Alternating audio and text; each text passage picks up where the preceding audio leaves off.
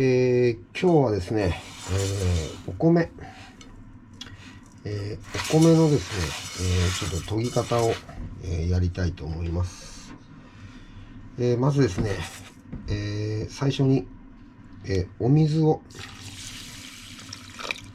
こんぐらい、そんなにビチャビチャにするとですね、お米って研げないんですね。お米同士が、こうすれ合って、お米を洗ってくれるので、あんまり水を入れすぎないように、ちょっとこう水がこういう風に残るぐらいですね。こんな感じぐらい入れて、こういう風に溶いていきますね。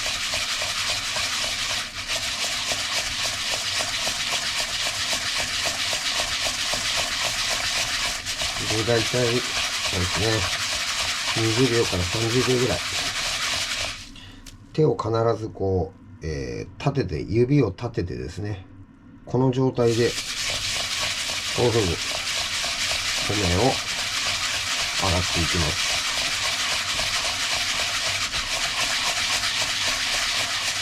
これ別に右回りでも左回りでも、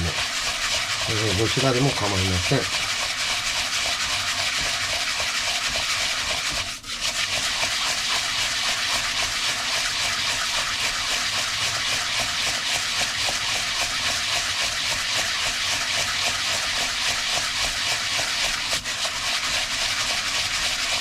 1回目ですね、こういうふうにしっかり、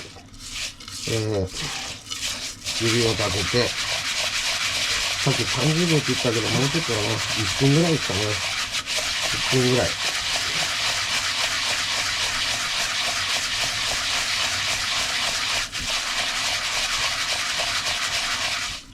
こうやってしっかり、混ぜてやるとですね、こうかなり、この洗った汁がですね、かなりこういうふうに白濁すると思うんですけど、1回目はこれぐらい白濁しますね。白く濁ります。で、これをですね、よーく下の方からよーく1回目こういうふうに洗ったやつを混ぜてやって、でこれを捨てちゃいます。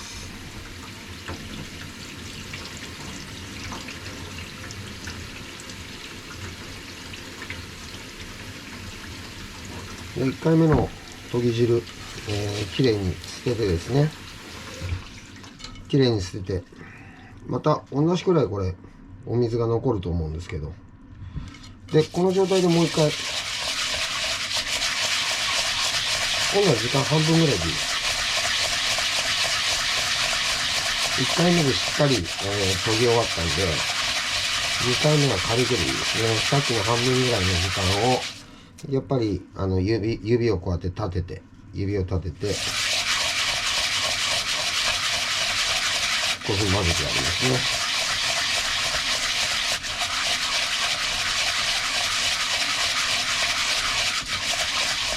で、大体これぐらい混ぜると、また水をこう入れてですね、たくさん入れて、で、たくさん入れて、また下の方からこういうふうにきれいに混ぜてやってですね、きれいに混ぜてやると、またこう、さっきよりも、白く濁るのがちょっと薄まってると思うんですけど、下の方からきれいに混ぜてやって、でこれも捨てちゃいますね。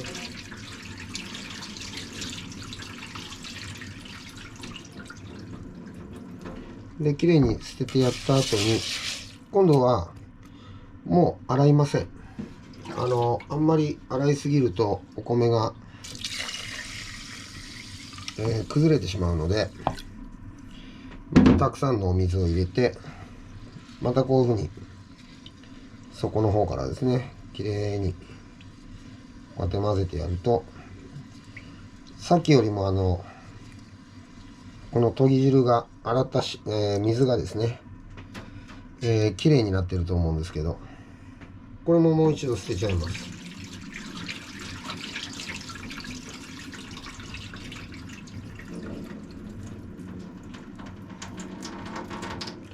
で、1回目と2回目、しっかり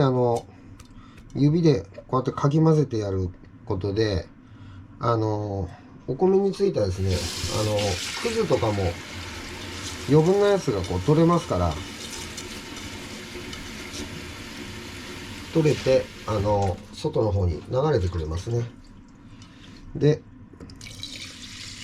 これ4回目ですね。4回目こういう風に入れると、かなりこれ、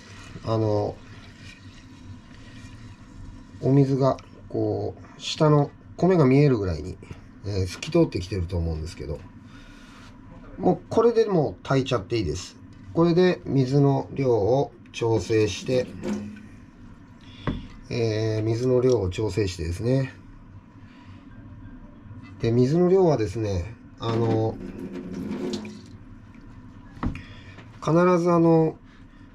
箇所に、メモリがついてますね。こっち側と、こっち側と。2箇所にメモリがついてます。これメモリなんで2箇所についてるかっていうと、斜めになったところでも、